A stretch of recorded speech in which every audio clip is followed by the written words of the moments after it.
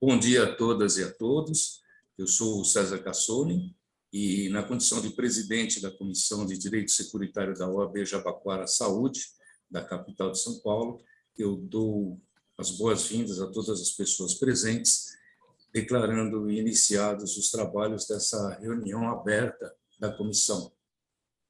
Eu informo a todas as pessoas presentes que essa reunião está sendo gravada e poderá ser divulgada nas redes sociais, nos meios sociais da comissão, e a sua participação implica na anuência desse procedimento. Por ser uma reunião aberta, todas as opiniões aqui explanadas, parece que tem um aparelho que está pitando, será que é meu aqui? Sou pequeno. Por ser a reunião aberta, as opiniões aqui explanadas privilegiam a total e irrestrita liberdade dos autores, sendo de suas exclusivas responsabilidades, não significando necessariamente a opinião desta comissão ou da OAB. O espaço acadêmico, dentro das reuniões da Comissão de Direito Securitário, é destinado à apresentação de um tema e à reflexão sobre os assuntos relativos ao direito securitário. A nossa convidada de hoje é a doutora Janaína Andreazzi, que é advogada integrante desta comissão, com mais de 20 anos de atuação no direito securitário, com muita experiência. Ela é pós-graduada em Direito Constitucional, é especialista em processo de conhecimento pela PUC de São Paulo.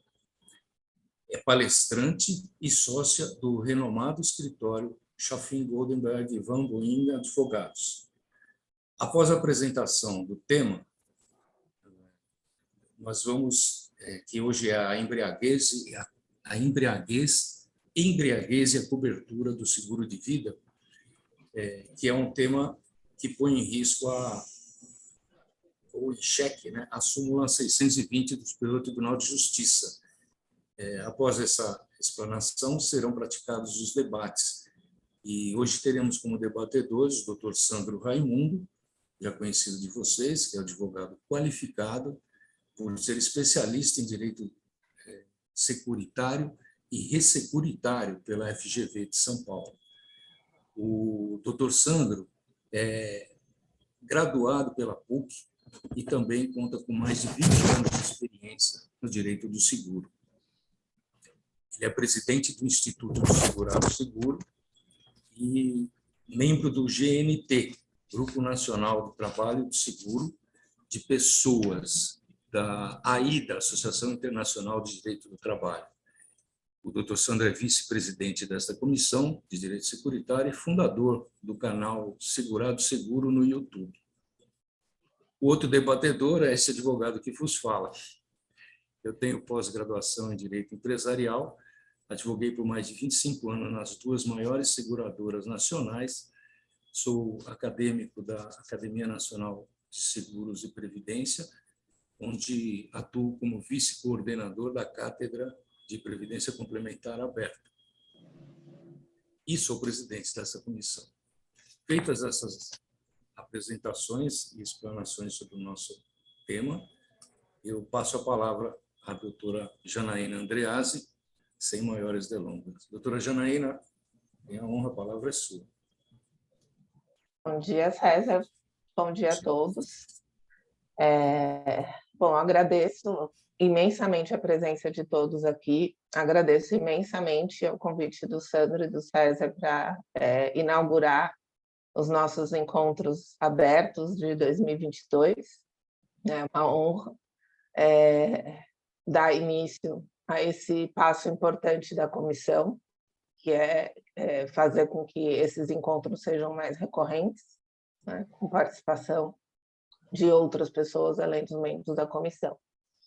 E, bom, a ideia aqui é a gente mais bater um papo, né, do que fazer uma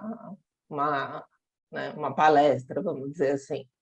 Eu vou compartilhar aqui um PowerPoint que eu montei para servir de guia para a gente. Acho que você precisa me deixar compartilhar. Veja se agora dá.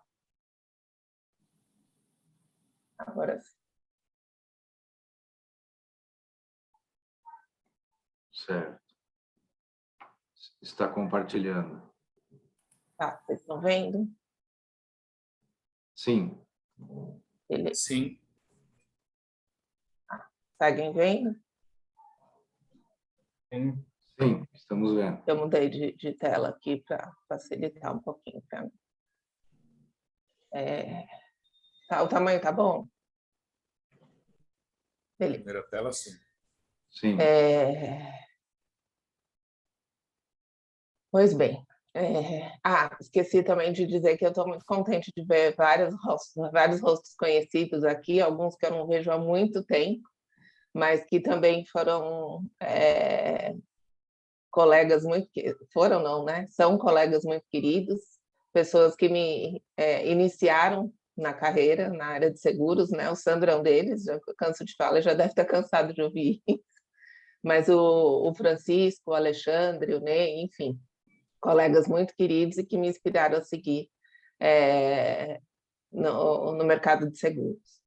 E, evidentemente, o Adilson, né? Que também já deve estar cansado de ouvir. A ideia de falar sobre esse assunto, a embriaguez e a cobertura no seguro de vida, me surgiu por conta da consulta pública 42 da SUSEP, né? E está aí,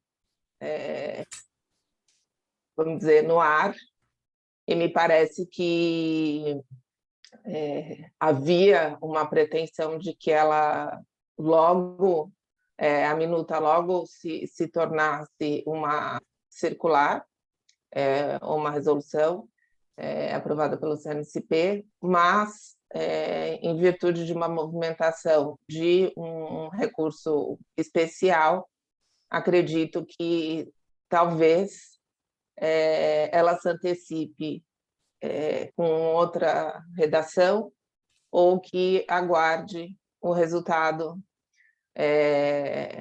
desse recurso, que, como a gente vai ver, tem um pedido bastante peculiar, né?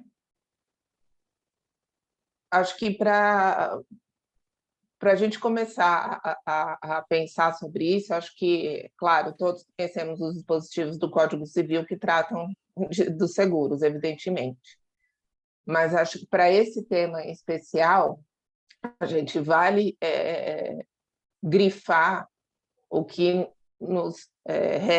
rege o contrato de seguro pelo artigo 757, 768 e 799. Né? Valendo dizer que o 757 e o 768 eles estão nas disposições gerais que tratam do contrato de seguro. De modo que eu faço essa observação, por quê? Porque eles não dizem respeito tão somente ao seguro de dano. Por quê? Porque está pacificado, hoje não se discute sobre a ausência de cobertura no seguro alto para a probabilidade de sinistro decorrente de o segurado estar embriagado. No entanto, no seguro de vida, isso é uma questão. E o 757, ele permite à seguradora garantir interesse legítimo do segurado. Então, isso deve ser grifado.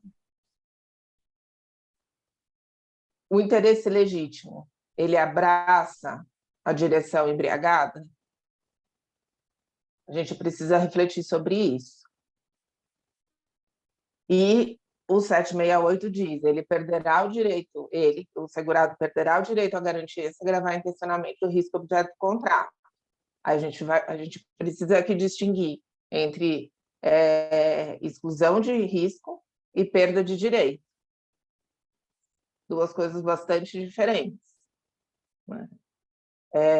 E a circular 42, ela salta lá da carta 8 na consulta pública, ela salta de agravamento para perda de direito. É um salto muito grande, ousado e perigoso, me parece, né?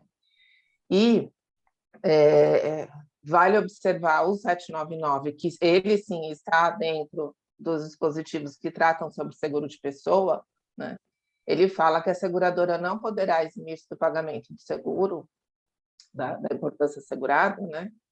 Se a morte ou a capacidade de decorrer de algumas possibilidades aí. Então, utilização de meio de transporte mais arriscado, prestação de serviço militar, prática de esporte, ato de humanidade em auxílio de outrem. Porque aí não se colocou em estado sinistro causado por estado de embriaguez ou entorpecente, enfim, né? Tratando de restrição à autonomia da seguradora, a interpretação não pode ser ampliativa, me parece, né? O legislador ele foi claro, ele poderia aí ter incluído essa hipótese, ele não fez, né? E voltando ao 768, aqui o que gera mais discussão é se agravar intencionalmente o risco objeto do contrato. Me parece evidente que não é o caso de vou provar que o segurado tinha intenção de lesar a seguradora. Acho que essa discussão nem tem lugar, né?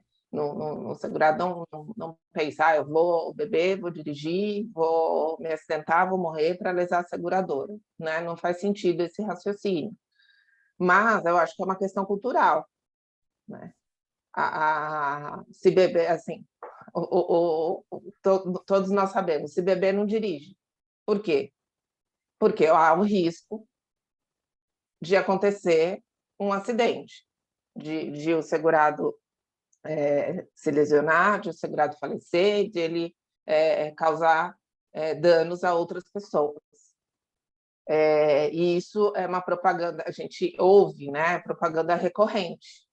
Né? Todos os dias, todos nós ouvimos isso.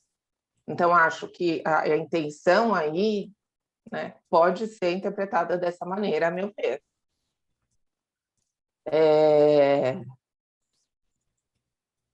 Inclusive, o Código de Trânsito Brasileiro, né, ele possui vários dispositivos que vedam a condução de veículo automotor em estado de embriaguez. Né? Então, nesse sentido, a condução, a direção embriagada é a antítese do que o legislador quis proteger. Voltando lá ao 768 e ao 799. E também é um interesse legítimo do segurado. Falando da carta circular SUSEP, eu, assim, como o nome dela é muito grande, eu falo a carta 8, para simplificar um pouco. Tá? Mas essa carta, ela diz assim, no seguro de pessoa, é vedada a exclusão de cobertura na hipótese de sinistro ou acidente decorrente de ato praticado em estado de alcoolismo. Né? Estou me atendo aqui à questão da embriaguez. Veja que ela não fala em exclusão para a possibilidade de cometimento de ato ilícito. E é interessante anotar que ela se pauta, essa carta, ela se pauta num parecer da própria SUSEP. E o procurador, ele recomendou que ficasse a cargo da jurisprudência, abre aspas, a pertinência ou não da embriaguez como agravamento de risco no campo do seguro de pessoas.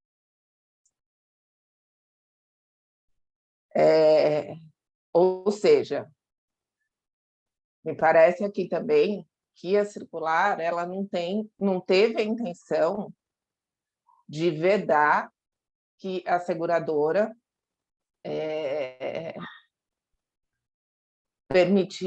fizesse constar, até em função do 768, a perda do direito à importância assegurada, ao recebimento da importância assegurada em caso de acidente provocado pelo estado do segurado.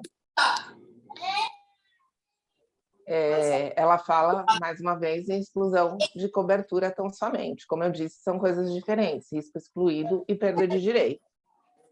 Tá? Aí, na sequência, aqui eu faço só uma anotação, mais a título de curiosidade, que, assim, a carta, ela fala em alcoolismo. Nós vamos ver mais para frente que a consulta, ela muda a expressão, mas alcoolismo, pelo que eu pesquisei, ela é uma doença reconhecida pela OMS. Né? Então, me parece também que o termo utilizado pela carta não foi adequado, né? Porque nós temos a hipótese de doença e a hipótese de embriaguez eventual. E não vou entrar aqui a gente pode até entrar na embriaguez recorrente ou embriaguez eventual, faria alguma diferença, tá? Para cobertura ou não. Mas num raciocínio que eu estou fazendo aqui, me parece que não. Mas o fato é que ela é uma doença. Então, vale anotar que se trata de uma doença e ela foi diagnosticada antes da contratação do seguro, é fato que ela deve ser declarada, né? E pode até servir como motivo de negativa, não só se for fator determinante para a ocorrência do sinistro, né? Mas também como para a existência. Assim, há também, me parece, a possibilidade desse raciocínio, né? Se considerar que o alcoolismo é uma doença e se, enquanto estamos com essa carta aí entre nós, a carta 8, né? Já que ela usa esse termo. Muito bem, a súmula 620 do STJ. A súmula, ela diz: a embriaguez do segurado não exime a seguradora do pagamento da indenização prevista em contrato de seguro. Essa súmula, ela se pautou em 4 precedentes aí do STJ, que eu listei aí, e é interessante anotar que todas elas partiram da premissa de que a SUSEP vedaria negativa de pagamento, mesmo em casos de comprovada embriaguez do segurado, né? Mas eu volto a repetir, a carta ela não proíbe que a seguradora negue o pagamento, ou seja, a perda do direito, máximo quando há correlação entre esse ato e o sinistro. Assim, quando há comprovação de que o evento não teria acontecido se o segurado não tivesse embriagado, né, me parece que não é essa a intenção da carta, como eu disse antes. E a súmula, ela claramente viola, a meu ver, o artigo 768, porque, como eu disse, se o 768 permite que a seguradora negue o pagamento nessa hipótese, ou seja, mais uma vez, é perda do direito, ela garante a morte acidental, mas se a morte acidental acontece nessa circunstância, ou seja, ela coloca uma condição, né, o artigo 768 permite que ela faça isso, né, ela não pagará o valor da garantia.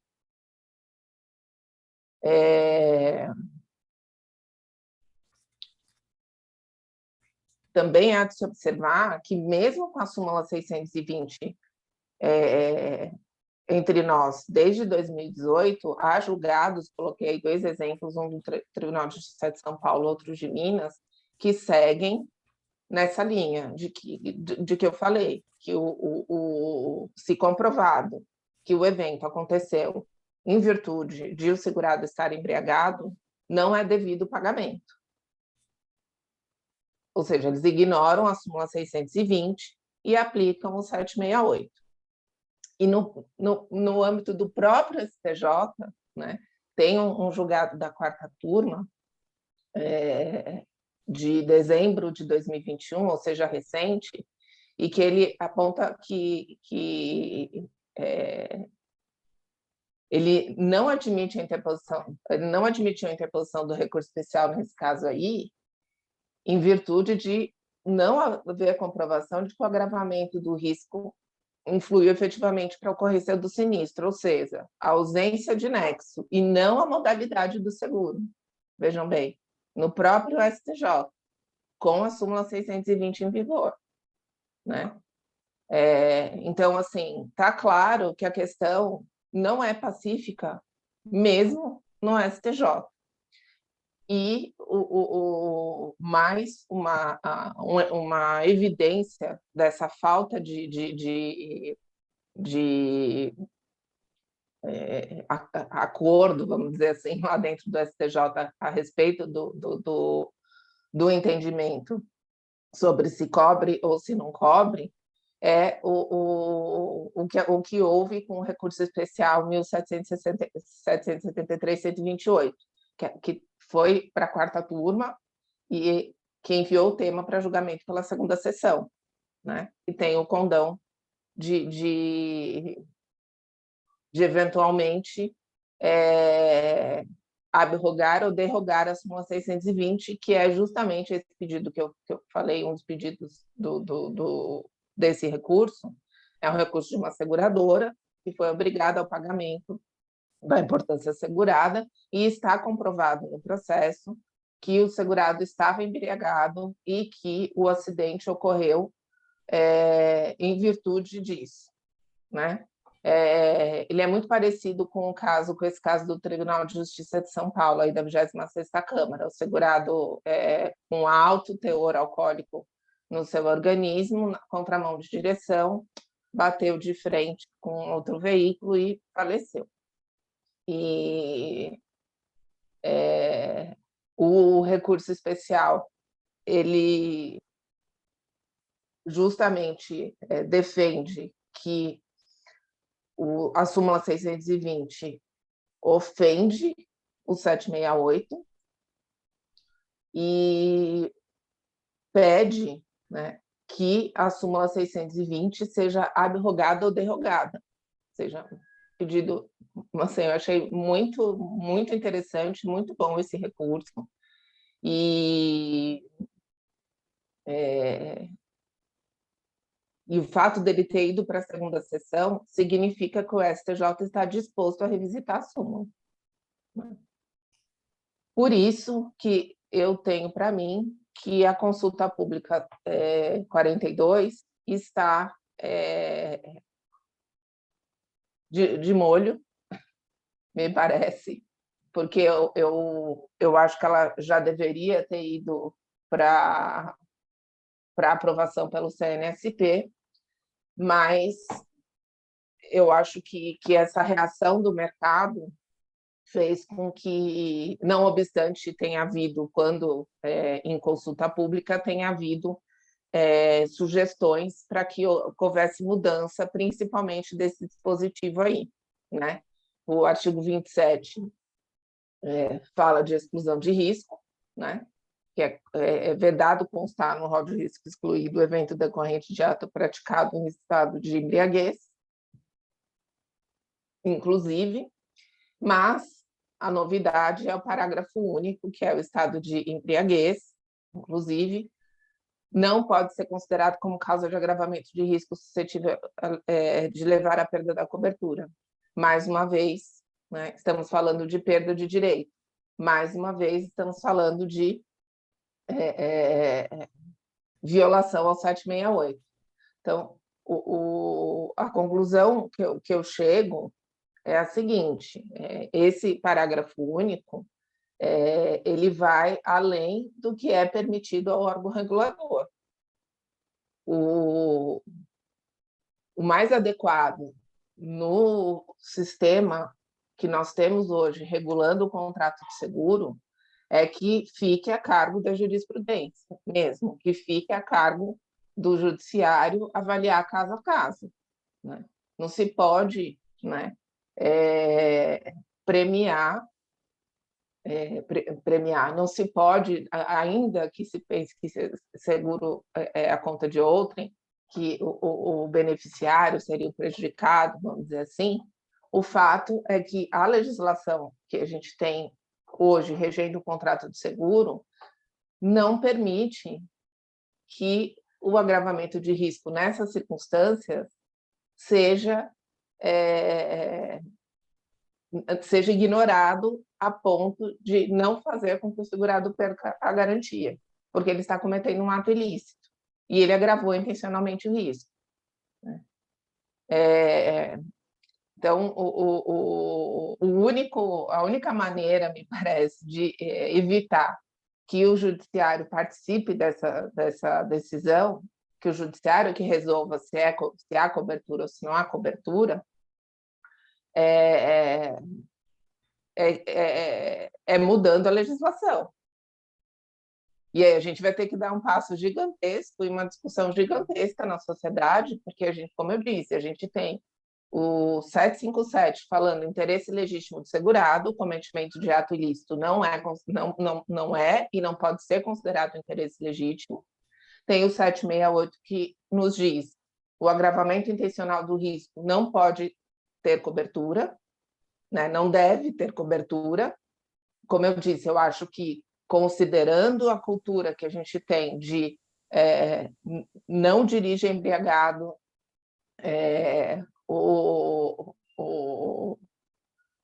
a comprovação de que a maioria dos acidentes automobilísticos, tem um slide que eu passei aí que tem um dado da Isto É, mas a maioria dos acidentes automobilísticos acontecem porque o motorista estava embriagado, né?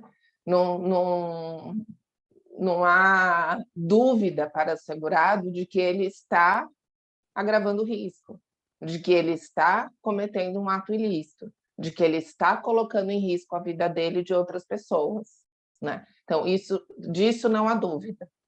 De modo que o 768, nessa circunstância, ele é perfeitamente aplicável. E o 799, como eu falei, ele lista as possibilidades que a seguradora não pode ser eximida do pagamento da garantia, né? E nessa lista não está estado de embriaguez. Por isso, volto a dizer, a conclusão no cenário que temos hoje é súmula 620 há de ser abrogada, estou com recurso especial, e a súmula 620, porque a súmula 620 viola dispositivo legal, viola o Código Civil, e a SUSEP não tem, a norma SUSEP ou CNSP, enfim, não tem o condão de fazer do 768 letra morta.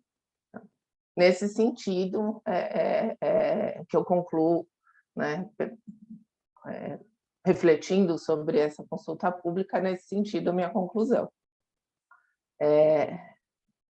Bom, gente, isso que eu tinha para compartilhar com vocês, como eu disse, é uma exposição breve, trazendo, a meu ver, uns bullet points aí para a gente conversar, e vamos conversar, porque eu acho que dá pano para manga todas essas dores e questões que tanto a carta quanto a consulta pública trazem para a gente. Muito obrigada. Ok. Meus parabéns, doutora Janaína, pela sua brilhante palestra, realmente com argumentos robustos e praticamente incontestáveis. Eu acho que, na sua explanação, foi muito precisa a sua condução na linha da certeza e da justiça, explicando os pontos nevrálgicos dessa discussão que realmente a gente precisa debater bastante. Eu dou início aos debates da nossa reunião e, como debatedor, eu tenho uma primeira pergunta para fazer. Eu vou primeiro fazer esse questionamento, que é mais uma dúvida pessoal, passar a palavra ao Dr. Sandro, que é o nosso seguinte debatedor, e a partir dele fica aberta a palavra a todos para que possam debater o assunto, conversar e expor suas condições. A minha questão seria a seguinte: pelo que eu vi, doutora Janaína, não é mais uma questão, é mais uma opinião sua, eu gostaria de saber. Porque a súmula 620 foi baseada em 4 precedentes que a gente viu, e todos eles baseados na Carta 8, vamos chamar assim, como a doutora também nomeou. Todos eles têm os argumentos voltados para a Carta 8. E a Carta 8 foi editada pela SUSEP, que é o órgão que foi dado por lei a regular os seguros. Essa Carta 8 poderia ser melhorada para pontificar a súmula. A ideia é a seguinte: se foi baseada num órgão que pode dizer o que é, então o tribunal baseou-se numa premissa legal, uma premissa que é de lei. É o circular que atua com força de lei por editado pelo órgão regulamentar do seguro. Então, estaria errado o tribunal, na sua opinião, por ter se baseado na lei da SUSEP, ou a lei não, a Carta 8 da SUSEP, ou essa carta que deveria ser revogada inicialmente ou adjogada para dar prosseguimento na reanálise dessa súmula. Qual a sua colocação a respeito disso com relação à carta que baseou a súmula? Acho que faz sentido a gente pensar que talvez o STJ tenha interpretado a redação dessa carta, né, de maneira equivocada, né? Porque me parece que a ideia da carta não não permitir à seguradora que faça com que, assim, negue o pagamento da cobertura na hipótese de cometimento de ato ilícito, né? Como eu falei, perda do direito à garantia. Perfeito. A carta fala de exclusão, né? Ela fala de vedada a exclusão de cobertura. Cobertura. Perfeito. Né? Okay. Então, me parece que a interpretação que o STJ fez da carta para editar essa súmula é equivocada, porque daí a súmula ela diz que a embriaguez não exime a seguradora do pagamento da indenização, em qualquer hipótese. Né? Ela não faz nenhuma ressalva. Perfeito. Então, não é isso que a carta diz, a meu ver. Okay. Então, eu acho que o STJ ele ampliou o conteúdo da carta, né, para o fim de não permitir à seguradora que negue o pagamento no caso de agravamento de risco. Ok, muito obrigado. Eu passo a palavra, então, doutor Sandro, para as suas considerações. Doutor Sandro, a palavra é sua. Obrigado, doutor César. Bom, inicialmente, queria dizer da minha satisfação em estar aqui conversando com todos vocês, em debatendo. Agradeço a Janaína pela brilhante exposição, uma advogada realmente com muito conhecimento, muita experiência na área, que eu tenho o prazer de considerar minha amiga e que nos honra, né, tendo aceito aí o convite para participar da nossa comissão e também para fazer essa exposição. Então, queria parabenizar e agradecer a Janaína aí pela brilhante exposição. Agradecer a todos os participantes. Não vou ficar nominando para não gerar qualquer tipo de ciúmes, mas agradeço a presença de todos vocês aí, que sei que são pessoas que têm muitas ocupações, muitas responsabilidades, muitos trabalhos, estudos, e estão dedicando aí o seu precioso tempo nessa manhã para debater aqui com a gente, trazer conhecimento e nos ensinar. Então, agradeço muito a presença de todos. Bom, iniciando aí, então, a questão colocada na nossa reunião de hoje, eu queria só fazer algumas pequenas e rápidas ponderações para poder passar também a palavra aí aos demais, mas sobre justamente essa questão da gente analisar o porquê da edição da súmula 620, né? O porquê essa, digamos assim, aparente violação ao artigo 768, né, excluindo da relação do seguro de pessoas, quando, como a a Janaína bem colocou, ele está colocado nas disposições gerais do contrato de seguro e, portanto, em princípio, aplica-se tanto ao seguro de pessoas como ao seguro de danos. Então, vou iniciar falando um pouco aí do 757, mencionado pela Janaína, e eu vou ler aqui novamente. Pelo contrato de seguro, o segurador se obriga, mediante o pagamento do prêmio, a garantir interesse legítimo do segurado, relativo à pessoa ou coisa contra riscos predeterminados. Bom, o interesse legítimo é do segurado. Então, para a gente poder identificar a pessoa do segurado, a gente tem que identificar de quem é o interesse legítimo garantido. E aí é que eu vejo uma certa diferença no seguro de danos e no seguro de pessoas, né? Eu vou colocar aqui a questão para a gente poder refletir, né? No seguro de pessoas, né? Eu aprendi aí com o Dr. Ayrton Pimentel que, se reportando à professora Margarida Lima Rego, ela destaca, né, que no seguro de pessoas a gente tem a figura do segurado, do beneficiário e do que ela chama de pessoa segura, né? A pessoa segura seria a pessoa sobre a qual recai o risco de morte, mas não necessariamente a pessoa segura é quem detém o interesse segurado, né? O interesse tutelado por aquele contrato de seguro.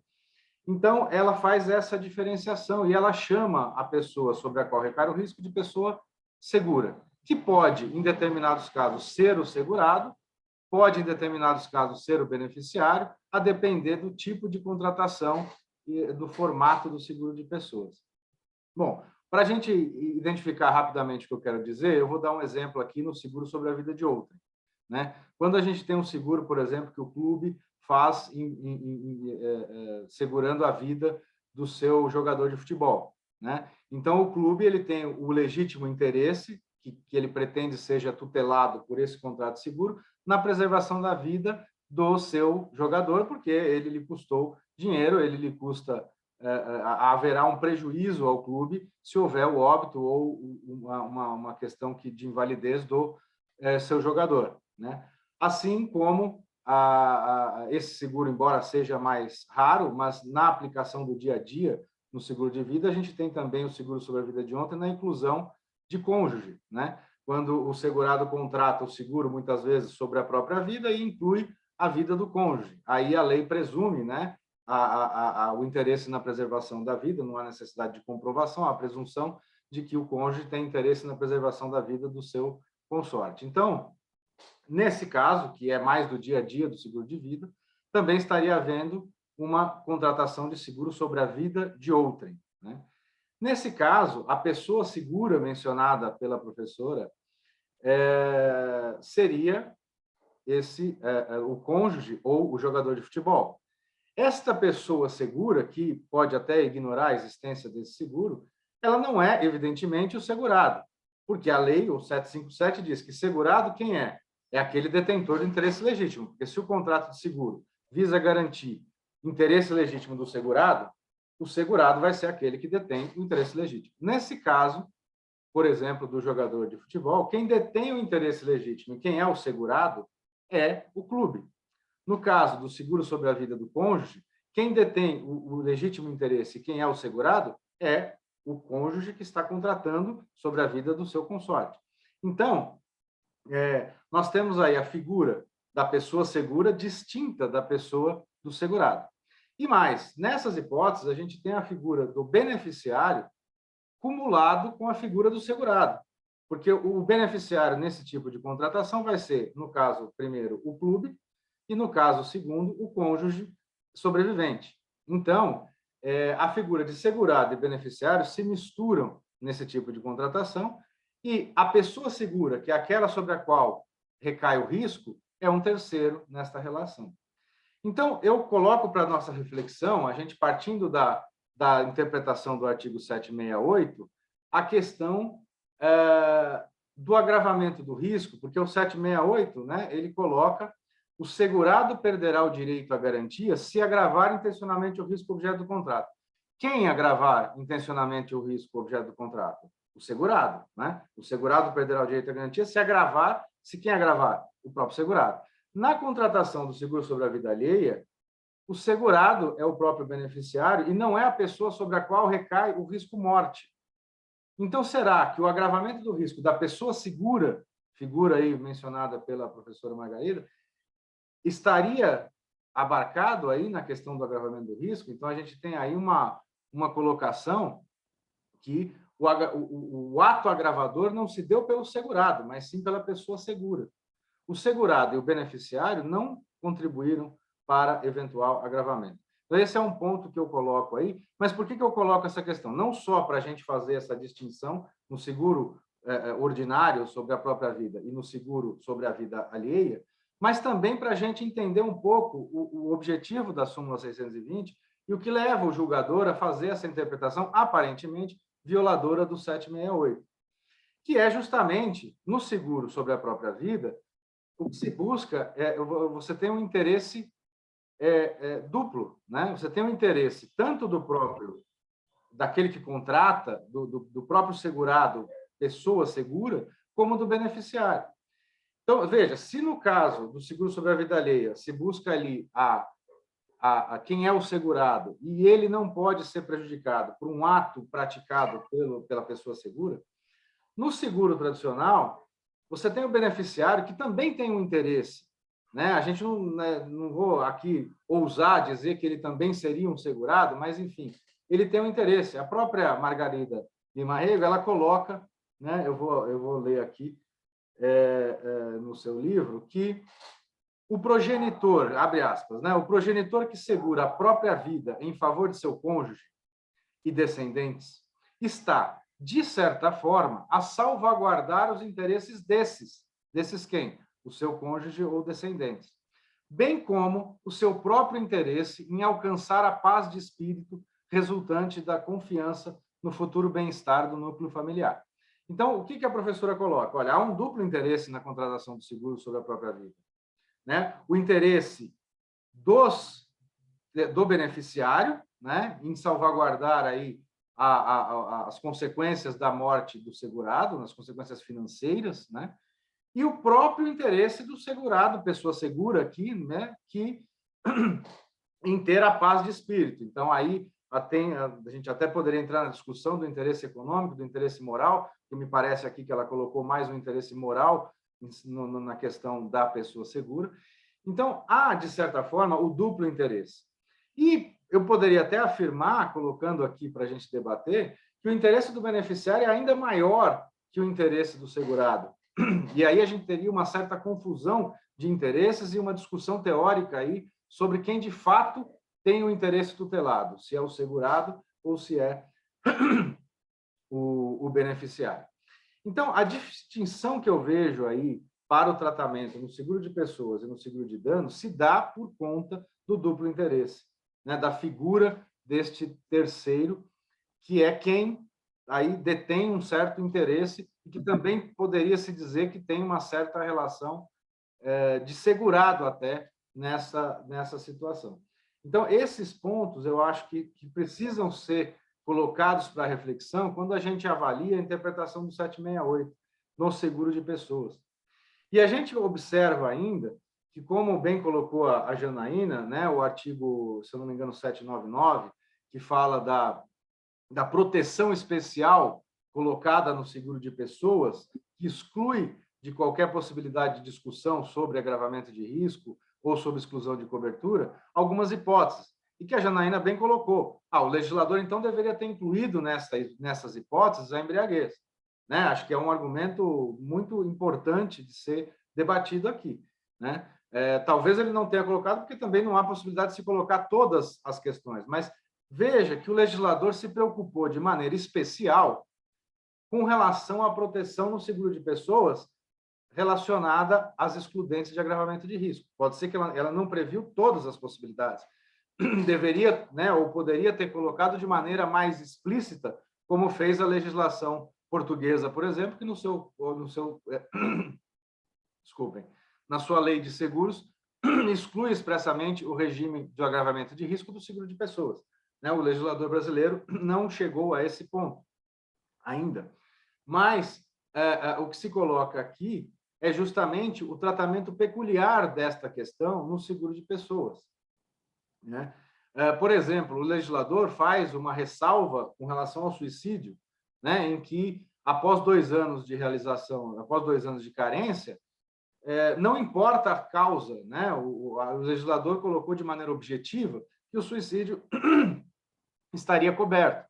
E o suicídio, veja, mais do que agravamento de risco, o suicídio é a própria concretização do sinistro por parte do próprio segurado, se a gente entender aí que seria o segurado, mas, enfim, por parte da própria de um dos interessados, ao menos, na tutela daquele. Então, é a própria realização do sinistro dolosamente, pode até se dizer que também cobriria o dolo, o suicídio, né, que há, de fato, a vontade de lesar após os 2 anos, né? Esse é o critério objetivo que tem sido tratado esse dispositivo legal.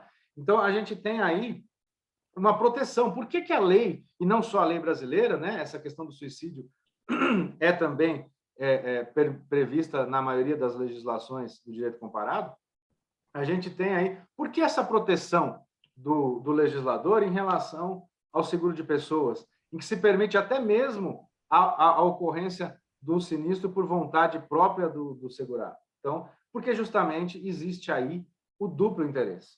E havendo o duplo interesse, há de se proteger também a pessoa do beneficiário, que não teve com causa, né, naquele suposto agravamento. Então, se a gente fizer uma análise da legislação como um todo, aliada à função social do contrato de seguro de pessoas, que visa garantir, digamos assim, trazer estabilidade ao núcleo familiar, tem uma importância social extrema, né? Porque a gente pode dizer que um seguro de vida negado indevidamente está impedindo que um adolescente concreto realize seus estudos, que uma viúva fique sem a sua casa própria, então, ou viúvo, né? Enfim, então a gente tem uma função social extremamente relevante, e daí o tratamento diferenciado do legislador com relação à excludente do agravamento de risco. Mas concordo com a Janaína, é claro que, né, o fato desse dispositivo estar na parte geral do código cria justamente essa discussão, mas eu estou trazendo aqui alguns elementos que me parecem ter levado o judiciário a estabelecer a súmula 620, né, dentro daquela linha. E me parece que foi essa mesma razão, porque até mesmo no seguro de responsabilidade civil, há julgados, né, do STJ, como todos nós aqui já sabemos e já analisamos, no sentido de proteção às vítimas, aos terceiros, né, por conta da sua função social. Existe aquele olhar de punir o segurado, por exemplo, no seguro do veículo, né, que cause, num acidente automobilístico decorrente de alcoolismo, que cause prejuízo a terceiros, então estaria coberto os terceiros e não estaria coberto o segurado, prevendo até a relatora, o STJ, né, o direito de cobrança, de regresso da seguradora contra o próprio segurado no seguro de responsabilidade civil. Mas, enfim, não é esse o tema aqui do nosso debate, né? Mas, enfim, mas, de certa forma, é uma referência que demonstra a justificativa aí da questão da súmula 620, que eu entendo que deva ser abordada agora, quando for novamente rediscutida pela segunda sessão. Acho que esses argumentos deveriam ser colocados lá e levados em consideração essa distinção aí no seguro de danos e no seguro de vida. Mas, bom, fazendo essas colocações, uma última colocação para devolver a palavra para a Janaína e passar para os debates, eu queria só colocar a questão do que é agravar o risco, né? Porque quando a gente já parte do pressuposto que o segurado, ao dirigir embriagado, está agravando o risco, né? Calma, antes de vocês me acusarem e dizerem, mas você vai dizer que isso não é agravar o risco? A Janaína acabou de mostrar aí as estatísticas, né? Evidentemente que há um agravamento na possibilidade de morte, que é diferente de agravar o risco. Evidentemente que alguém dirige embriagado aumenta a possibilidade de morrer. Assim como quem atravessa a rua fora da faixa de pedestre, ou até mesmo na faixa de pedestre, está agravando o risco de morrer. Basta sair de casa que a gente está agravando o risco de morrer, né? Então, eu vou numa festa hoje à noite, vou sair de noite, existe o risco de ser assaltado. Se eu ficar em casa, o risco é menor. Então, sempre que eu saio, sempre que eu faço alguma coisa Como disse, para morrer, basta estar vivo. Então, a gente está sempre a um constante agravamento de risco no nosso viver. Agravamento de risco, não. Agravamento do risco de morte, né? E aí a gente, individualmente falando, né? Aí a gente precisa fazer uma diferenciação entre você agravar a possibilidade de morrer individualmente falando e você agravar o risco previsto no contrato de morte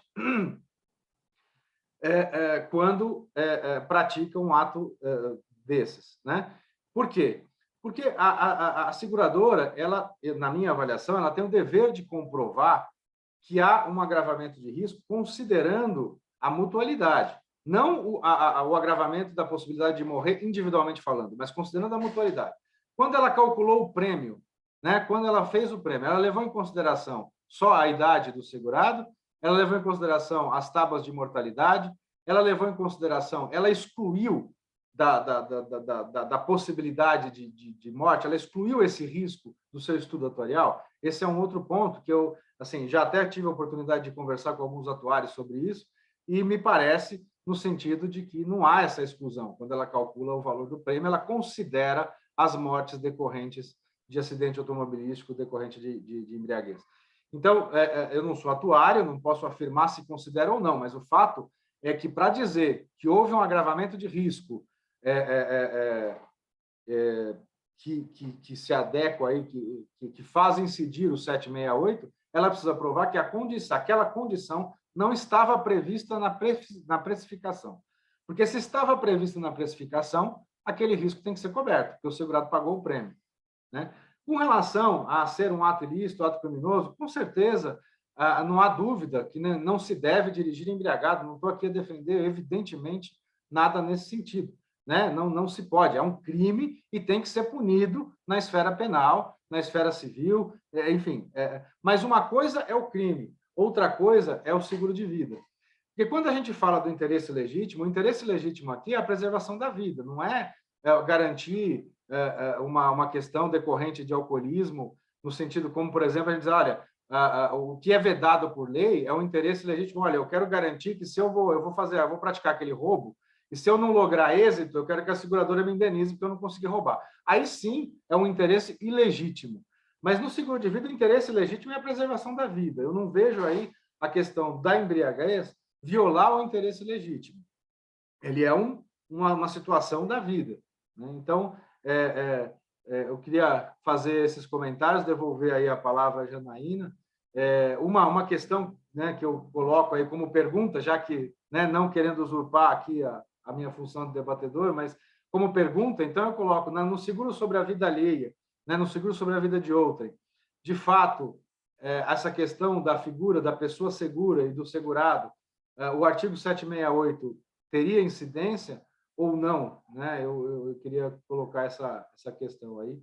E, não querendo tomar mais tempo, já devolvo a palavra à Janaína e vamos passar para os debates. Obrigado, pessoal.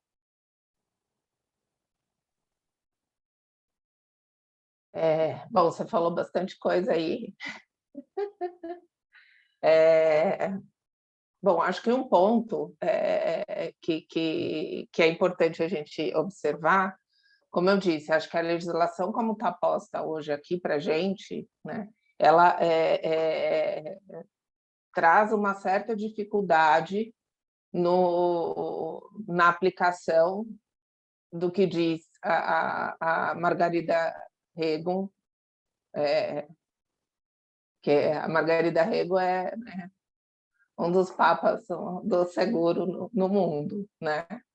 Mas, assim, acho que a aplicação da interpretação dela no sistema como está posto aqui hoje, né, fica um pouco difícil, porque eu acho que, aí pegando a pergunta que você fez ao final do beneficiário, né, do seguro conta de outrem, eu acho que o direito do beneficiário, ou seja, o terceiro, nesse caso, que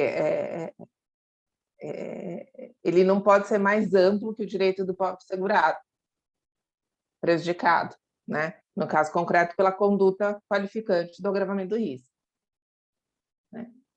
Na situação que a gente tem posta hoje é essa. Então, a função social do contrato no sistema brasileiro não pode implicar em relativização da autonomia privada da seguradora, na forma do 757 e do 768, tá? A meu ver. E é fato que em outros países, né, não só eu não lembro de cabeça, mas eu acho, se eu não me engano, né, você falou aí de Portugal, mas eu acho que também na Espanha e na França, mas não tenho certeza, precisaria consultar. Não se fala em agravamento de risco de seguro de pessoa. Né? Não existe essa possibilidade. Então, não importa como se deu o sinistro, há pagamento. Né? Não importa se o sinistro foi agravado ou não. Mas a legislação lá funciona dessa forma, permite que seja assim. Né? Então, essa discussão nem se coloca mais. Né? Então, eu concordo com você quando você diz que no seguro de pessoa o caminho poderia ser diferente. Poderia, né? Mas eu não posso me esquecer de que a gente tem um sistema, né, que não permite que a gente caminhe de outra maneira. E eu acho que a súmula 620, você falou que a súmula 620 ela teve talvez a intenção de ampliar a interpretação do que seria interesse legítimo no 757, né, que o interesse legítimo não é só do segurado, né, daí nos exemplos que você deu, né? Mas eu acho que ela não pode, acho que daí ela está legislando, a STJ legisla, e acho que ele não pode fazer isso. Né? Acho que a função dele não é essa.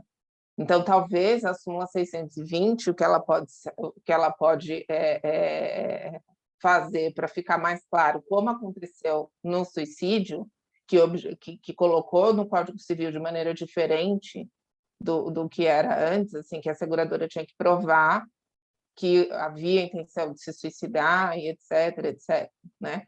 Hoje a gente tem, olha, após os 2 anos, paga. Fim, né?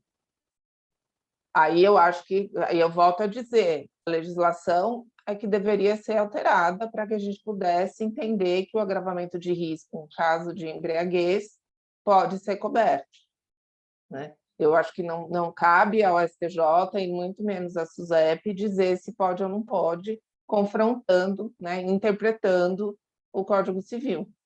Né? Me parece que o grande problema é esse. Né?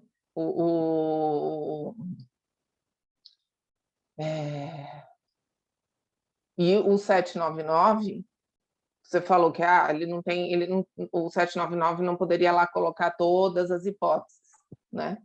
O 799, pela leitura que eu faço dele também, ele colocou situações que não são situações que são repudiadas pela sociedade, como é a hipótese da embriaguez.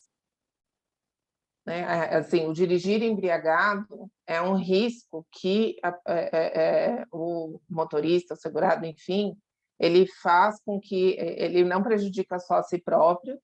No caso aqui que nós estamos falando, ele prejudica o beneficiário do seguro e ele prejudica terceiros, né? E por isso acho que o 799 não abraça essa possibilidade. Aí o mais adequado, volto a dizer, me parece, é que agravamento de risco, que é o que acho que o que a súmula 620 quis fazer, né? Pensando no beneficiário, como você trouxe o exemplo do RC, que na verdade atinge o segurado, né? Mas acho que a intenção da súmula 620 foi essa.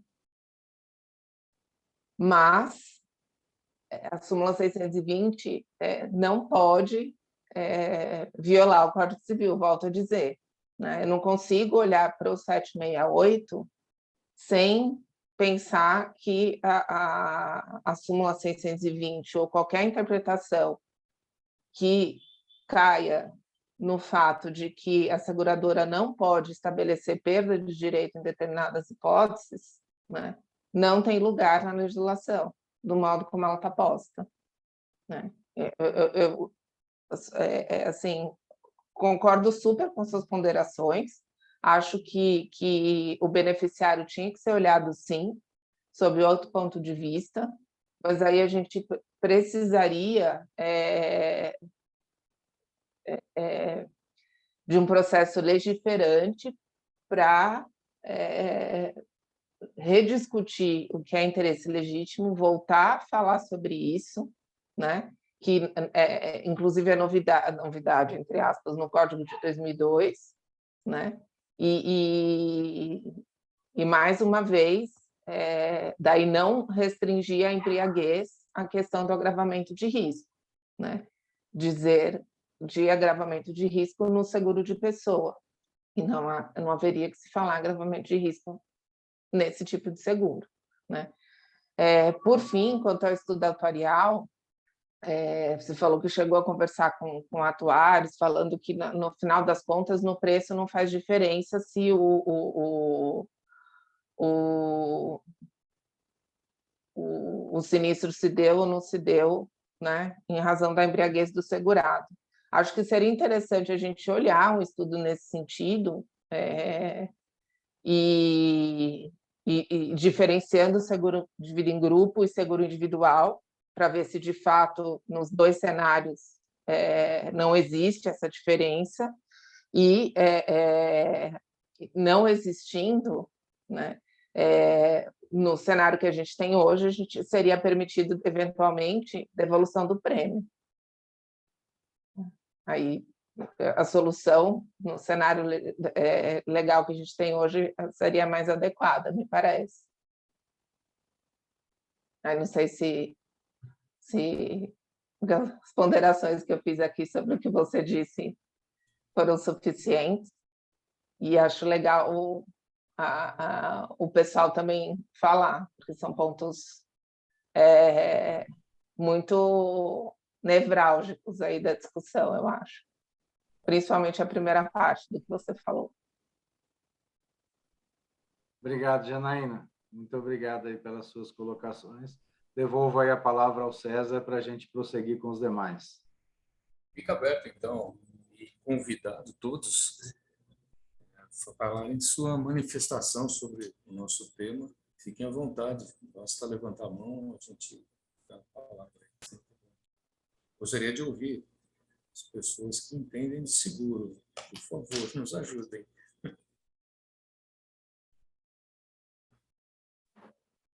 Alguém mais? Bem, bom dia a todos novamente. Bom dia, Deus. Eu gostaria de falar algumas coisas. Começo por informar a todos que normalmente eu discordo do Sandro. Mas, quando ele cita a questão do seguro sobre a vida de outrem, eu acho que ele toca num ponto que é importante. De quem é o interesse segurável, né? Porque, na minha opinião, e na de muitos, é isso quem define a pessoa, a figura do segurado. Agora, inclusive, eu tenho, se não me engano, um artigo, se não me engano, escrito em coautoria com o meu irmão Márcio Malfatti, dizendo exatamente isso, que a figura do segurado se descobre pela perseguição do portador do interesse e não do risco. Só que não é assim que o nosso legislador trata a questão. Basta você ver, eu não tenho agora aqui em mãos, mas basta verem o artigo 790 do Código Civil, que trata exatamente do seguro sobre a vida de outrem, e ele estabelece de maneira cristalina que segurado é o portador do risco e não o contratante do seguro. Então, nós temos aí já uma certa dificuldade. Bom, agora partindo para as discordâncias, Veja, eu não concordo com a questão do interesse ser do beneficiário.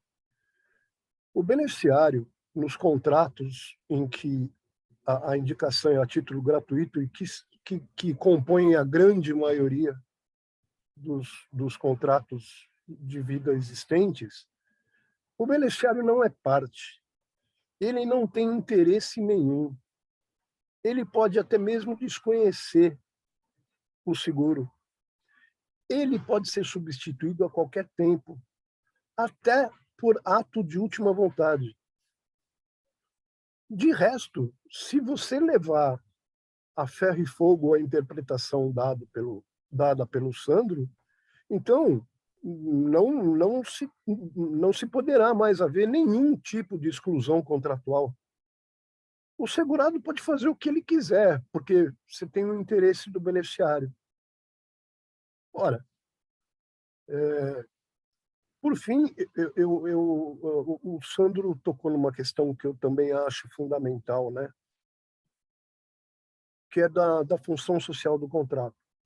Mas, gente, o que é atender à função social do contrato? É pagar a indenização a uma viúva, como disse o Sandro, ou é coibir atos que causam a morte de milhares de pessoas por ano aqui no Brasil? Será que essa não é a função social principal, prioritária? Não seria o convencimento ou a ciência do segurado de que, olha, se eu agravar o risco dirigindo embriagado, a minha família vai ficar sem dinheiro. Ela não vai receber o seguro. Veja, eu, quando era jovem, era muito comum essa questão da pessoa sair, beber, ir ao bar, depois ir embora dirigindo e etc. Mas o mundo mudou, gente. O mundo mudou muito, né? Nós, interessante, né? Mas até há alguns anos atrás, você entrava num avião e da poltrona de 1 a 15 era não fumantes, da 15 a não sei quanta era de fumantes. Quer dizer, uma coisa totalmente absurda. Bom, parou com isso, parou, né? E a questão do álcool hoje não se justifica. Gente, nós temos Uber, nós temos aplicativos de táxi, nós temos várias possibilidades. Um professor da Universidade Federal do Rio Grande do Sul disse para mim que beber é um fato social no Brasil. Não, ok, eu concordo, é mesmo, é um fato social, mas beber, se embriagar e dirigir é crime, não é fato social, é crime. Então, Sandro, agora tirando a brincadeira, né, e com todo respeito à sua opinião, mas eu acho que nós estamos enfrentando uma situação em que o STJ ele considera apenas o que ele quer, né? Não há nenhuma justificativa para essa súmula, que, aliás, né, eu nem entendo essa súmula. Se eu vou pegar aqui, né, se eu conseguir, claro, mas, veja, tudo bem, a gente sabe, a gente conhece os julgados que originaram essa súmula, mas veja a súmula por si só. A embriaguez do segurado não exime a seguradora do pagamento da indenização prevista em contrato de seguro de vida. O que isso quer dizer? Me digam, por favor, o que isso quer dizer? Bom, parece que está dizendo para o segurado, olha, qualquer coisa beba, viu? Porque aí não tem nenhum problema para você. Né? A tal da Carta Circular SUSEP número 7, que ainda hoje está em vigor, ela ofende o princípio da legalidade. Essa carta circular ofende o princípio da legalidade. A SUSEP não tem o poder de dizer o que pode e o que não pode ser excluído. Assim como a SUSEP não pode dizer que o suicídio é acidente. Né? Nós, aqui no Brasil, nós ainda nos colocamos numa situação de reféns do que faz a SUSEP.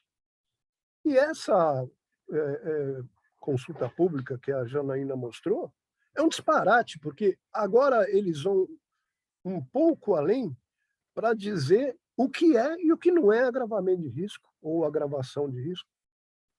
Né?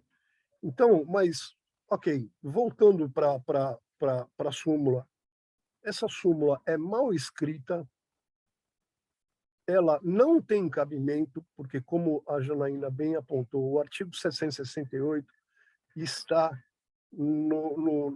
nas disposições gerais do capítulo que regula o contrato de seguro. Então, ele se aplica tanto a seguro de dano quanto a seguro de pessoa. O intérprete não pode fazer essa distinção. Né? Uma coisa é o que a gente acha justo, outra coisa é o que diz a lei. O projeto de lei que está no Congresso, por exemplo, ele afasta o Instituto de Agravação de Risco do seguro de pessoas. Bom, ok, tá bom, eu não concordo com isso, mas se o projeto se transformar numa lei, é assim que será. Mas, gente, não é por enquanto, não é assim na vigência do atual Código Civil. Eram só essas as ponderações que eu queria fazer. Muito obrigado aí pelo espaço que vocês me deram. Importante aí, Adilson, a sua colocação. Eu gostaria de deixar a Janaína também comentar. Eu sou Janaína, suspeita. posso só dar um tiquinho, porque foi de uma que você falou junto com a Adilson, e você já comenta tudo, é rapidíssimo. Claro. Quando a Janaína fala, e o Adilson acaba de dizer, olha, se o Congresso aprova a lei neste sentido, assim será, quando a Janaína tocou no assunto da lei francesa, é exatamente nessa linha que o Adilson colocou. A lei francesa criou o seguro de pessoa, ou atualmente a lei francesa é assim, no sentido de dizer que não tem agravação de risco no seguro de pessoas. Ora, foi uma opção legislativa, de dizer, olha, no nosso país, no nosso modelo, no nosso tipo de seguro, esses seguros, e no caso é o seguro de acidente pessoal e seguro de vida na França, que você chamou a atenção no começo, Janaína, foi uma opção legislativa. Era só nesse sentido que eu queria complementar. Eu acho que faz todo sentido, assim, eu sou suspeita para dizer, porque assim, eu sou mais tendente ao pensamento do Adilson do que do Sandro, né?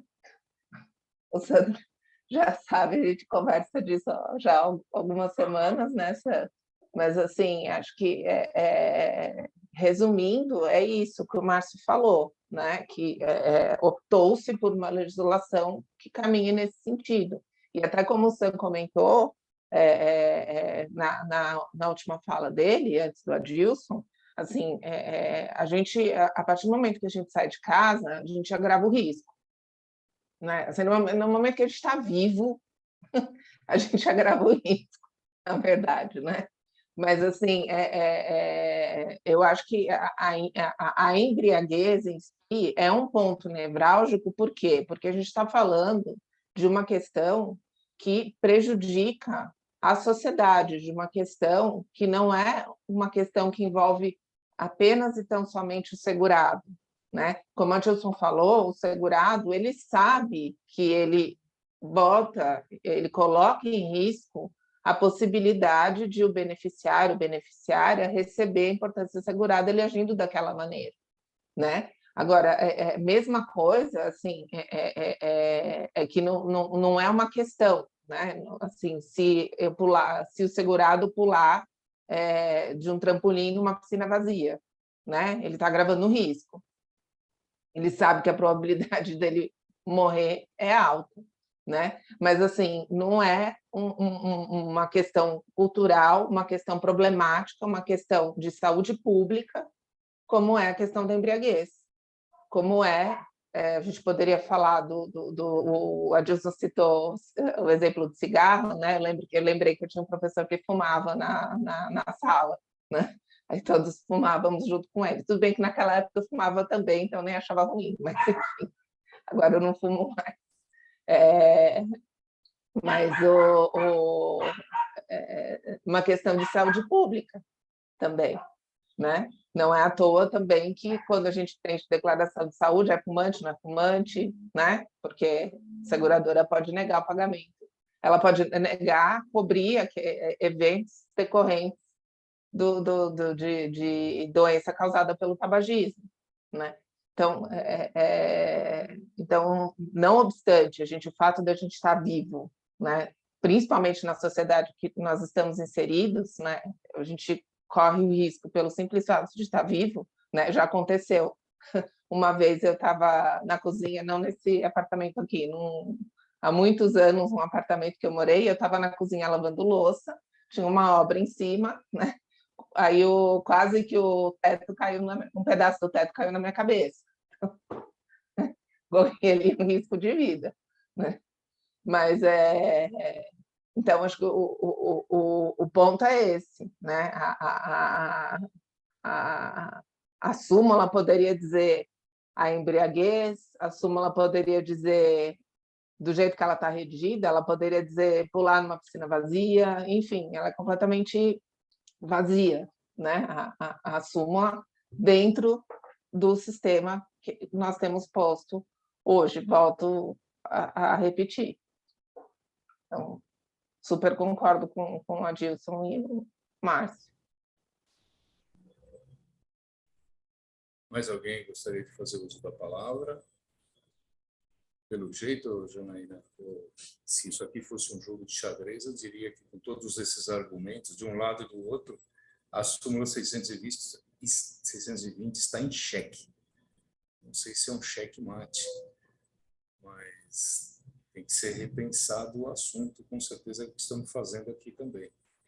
Me veio agora, em razão dos argumentos prós e contras e falta de informações a respeito de em que condições a embriaguez não implicaria no pagamento do sinistro, existiria, Janaína, você acha a possibilidade de um desmembramento dessa súmula, um esclarecimento, já que o processo legislativo é mais lento, para alterar-se o Código Civil, por exemplo, o judiciário poderia desmembrar essa súmula, ou seria a opinião, ou ela deve ser simplesmente extinta, um checkmate? Seria melhor ou seria mais coerente? Alguém quiser comentar? Então, o que seria mais coerente seria ela não existir. Checkmate. Seria o checkmate, né? Mas talvez para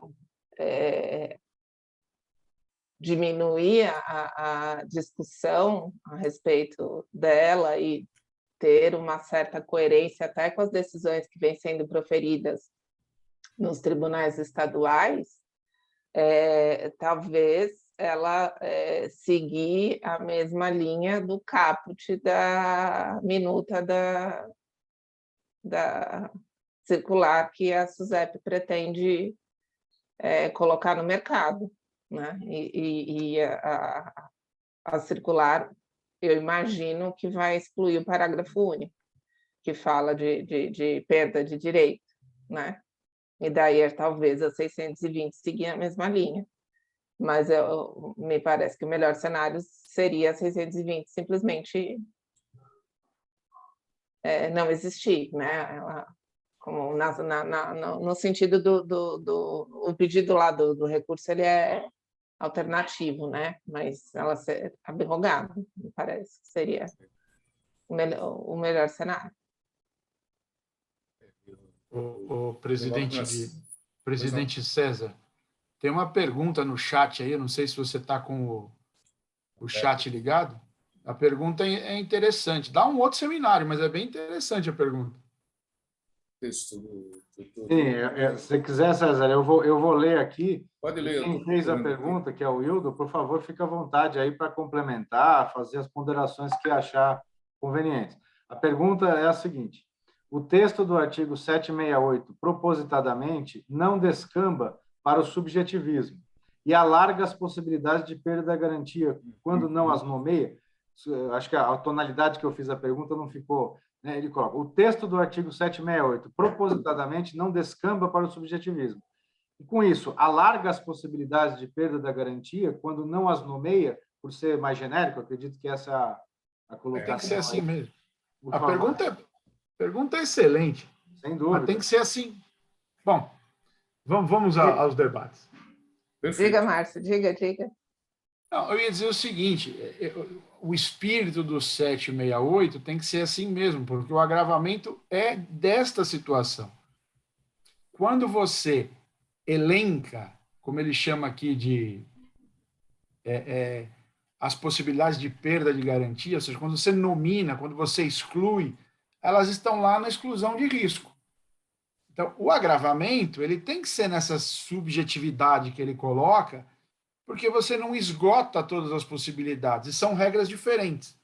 Dizia Adilson, diz Ayrton, diz os espanhóis, o não seguro às excludentes, e quando você potencializa risco, os agravamentos, aquele risco fora do contratado, você potencializando é agravamento. Então, acho que o 768 é muito feliz na redação, justamente de deixar aberta essa situação. Ele tem que ser aberto. Ou seja, a taxatividade, a gente não consegue taxatividade em nada, nem em agravo, nem em direito, quanto mais em direito material. Então, acho que aí, e o senhor me fez entender assim, a própria natureza da agravação de risco, ela tem que ser esse subjetivismo mesmo. A partir do momento que você a pontua e a exclui do contrato, ela passa a ser risco excluído. Nesse sentido, então, que acho que, para tentar acalmar esse, como é que é, alargado subjetivismo aí. Acho que é isso mesmo, né? Até no exemplo que eu dei há pouco, né?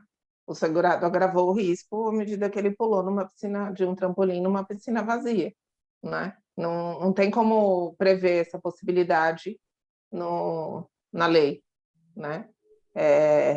Então, acho que esse subjetivismo ele é necessário, né? Não tem como listar todas as possibilidades de agravamento de risco, porque elas são milhares, né? Assim, é da natureza humana. Assim, as hipóteses, por exemplo, como eu falei, no 799 ele fala, né? As hipóteses que podem ser de agravamento de risco, que a seguradora não pode se eximir do pagamento, né? Tudo que não está aí, ela pode ser eximida do pagamento.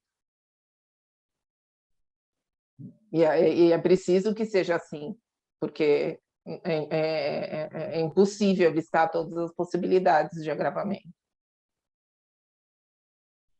E o que pode ser agravamento para você pode não ser para mim e vice-versa. A história da piscina, por exemplo, eu que não sei nadar, mesmo com água, pode ser agravamento. Tenho ciência que não sei nadar e pulo na piscina. Não, que eu quis ilustrar de uma maneira bem gráfica. Nessa interpretação. Né? No meu caso, eu estou igual você. Evidente. Eu também não posso pular numa piscina cheia também. Eu só quero levar que a regra, às vezes, não é para todos. Então, o fato concreto também pode traduzir numa agravação. Então, assim, óbvio que isso são nuances do fato concreto, mas sinistro é fato. Isso que traz a beleza do seguro não vira direito bancário, que é tudo igual, que é regra de direito e não regra de interpretação. Quando você pega as maquininhas hoje de inteligência artificial, você regrar as ideias do direito bancário é muito mais fácil do que as de seguro. Porque todas elas que envolvem questões de fato, a máquina não resolve tão bem, ou ainda não resolve tão bem. Então, acho que essa interpretação ainda vai trazer para a gente... Mas eu concordo com a Janaína, 620 out. Checkmate, presidente. Perfeito. Muito bom ouvir. Só queria colocar essa questão realmente aí de ser uma situação do caso concreto que o Márcio colocou. Realmente a gente tem Por exemplo, a falta de habilitação não significa necessariamente que a pessoa não saiba dirigir, por exemplo, moto. Assim como a existência de habilitação também não significa. Por exemplo, eu tenho habilitação para moto, que eu tirei lá na minha juventude, lá atrás, mas depois nunca mais dirigi. Se eu for pegar uma moto hoje, certamente eu não tenho habilidade nenhuma, embora formalmente seja habilitado. Então, a questão da análise do caso concreto no sinistro é de suma relevância, sem sombra de dúvida. Acho que e assim, em relação aos outros pontos, só colocar em alguns eu concordo, outros eu discordo. O importante é a gente ter realmente esse debate. É uma satisfação muito grande aí ouvir o Márcio, a Dilson, a Janaína, né, o César, todos os pontos aí colocados, e o importante é justamente a gente debater, e há sempre um respeito mútuo muito grande e uma consideração. Então a gente sempre vai debatendo aí, discordando e concordando. Mas eu queria só colocar um ponto aqui que eu acho que relaciona-se com isso. No seguro sobre a vida de outrem, que eu coloquei, eu acho que o Adilson né, fez a concordância dele no sentido de que o segurado é identificado com base no interesse tutelado pelo contrato, né? Mas fez a ressalva de que o legislador, no 790, trata o segurado como sendo a pessoa segura chamada pela professora Margarida. Então, mas eu vejo que ali o 790, talvez o legislador tenha sido impreciso, né? Mas se a gente fizer uma análise da legislação sobre a técnica do contrato de seguro, o segurado seria aquele que tem o objeto tutelado, que no caso do seguro sobre a vida de outrem é o próprio beneficiário, o próprio contratante, né? E aí eu volto a colocar só, eu acho que para debate e reflexão, eu acho que é um ponto que eu não vi ainda ser discutido aí nessas questões sobre a embriaguez, que é a aplicabilidade do agravamento de risco, ou melhor dizendo, do 768, no seguro sobre a vida de outrem, porque aí a gente tem realmente a situação de que não foi o segurado que agravou o risco do ponto de vista técnico do contrato de seguro, embora tenha essa impropriedade aí no 790, quando ele fala que é o seu interesse na preservação da vida do segurado, quando, na verdade, é o interesse da preservação da vida da pessoa segura, né? Mas, embora tenha uma impropriedade técnica no 790, acho que o 757, né, sobrepõe essa impropriedade técnica. E aí, não sendo segurado, né, ainda que a gente avalie teoricamente aí essa discussão, né, não sendo segurado quem causou, né, o agravamento, porque aí foi o terceiro nessa relação, e como o Adilson bem coloca na questão do beneficiário, quando ele fala que o beneficiário às vezes pode até ignorar a existência da contratação de seguro. Também no seguro sobre a vida alheia, no Brasil, ele poderia ignorar a existência do seguro, né? Então, será que o segurado, no caso aqui, o contratante desse seguro sobre a vida alheia, poderia ser penalizado por um agravamento da pessoa segura? Eu acho que é um ponto interessante para reflexão também aí nessa questão. Perfeito.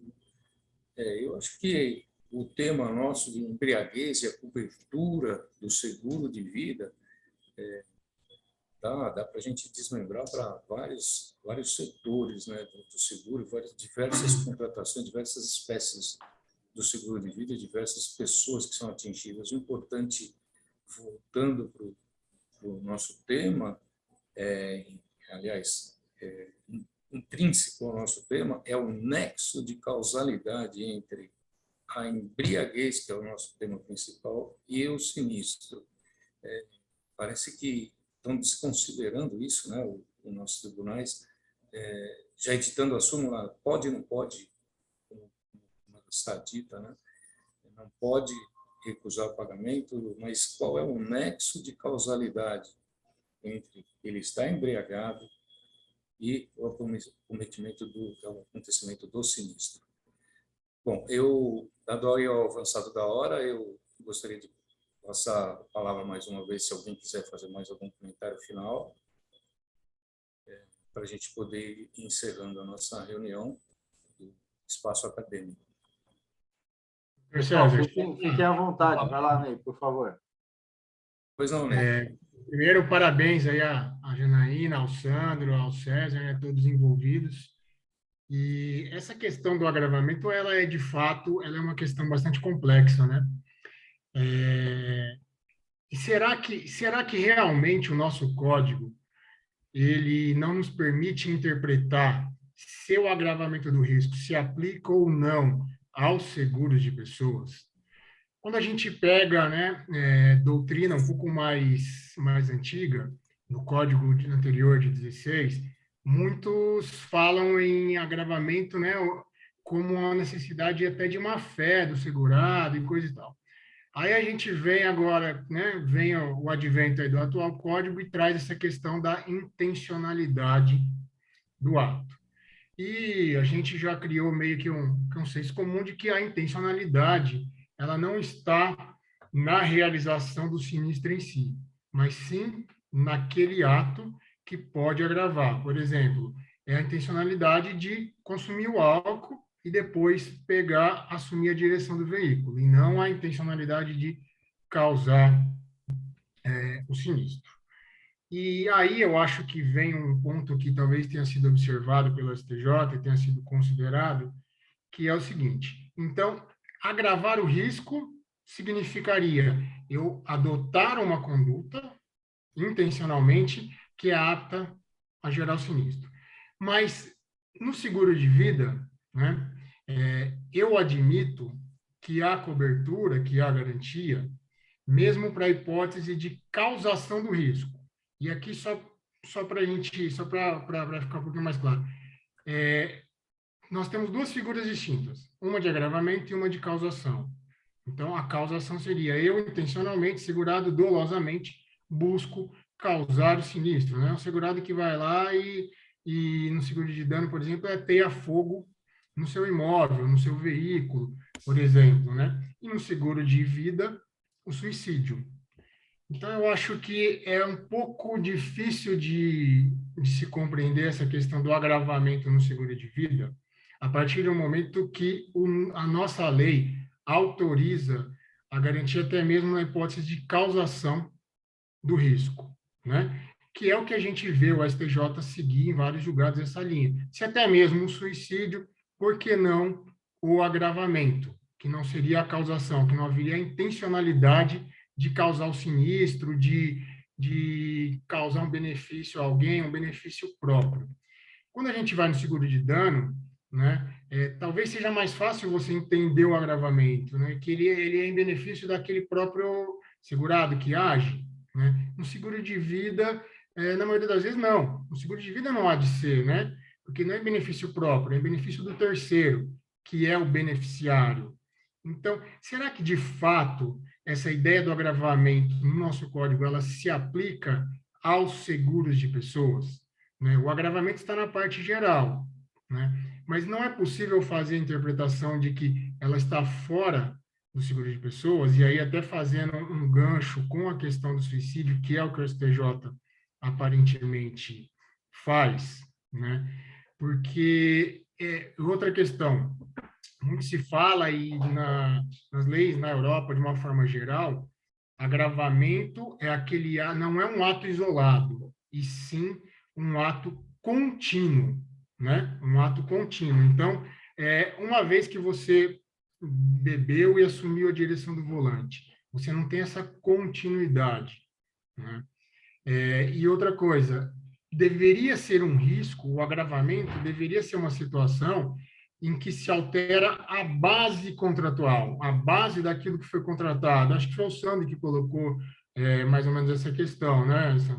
Então, assim, não é qualquer agravamento, tem que ser algo que altere a base do contrato. E uma das características do seguro de pessoas, do seguro de vida, seria já um agravamento. Então, em tese, a seguradora deveria considerar essas possibilidades, né? Todas elas, inclusive a possibilidade de causação do sinistro, né? Que é algo que choca mais do que a questão do agravamento. E aí, eu acho que a gente tem um problema, porque a gente começa a debater a súmula para chegar na teoria. Quando, na verdade, a gente deveria fazer o caminho inverso, até porque a súmula, como ela fala de embriaguez, né, e aí a embriaguez no volante, de fato, é uma causa social extremamente relevante, importante, e que hoje já não se aceita mais, né? Como disse o Adilson, o mundo mudou, né?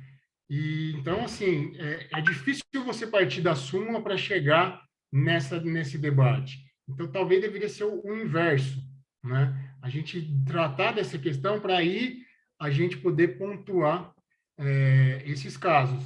E também a questão da embriaguez, ela não necessariamente depende da discussão do agravamento, né? Ela não depende da discussão do agravamento. Você tem outros meios de enfrentar, como ato ilícito, até mesmo o cometimento de crime hoje, conforme é a nossa legislação, né?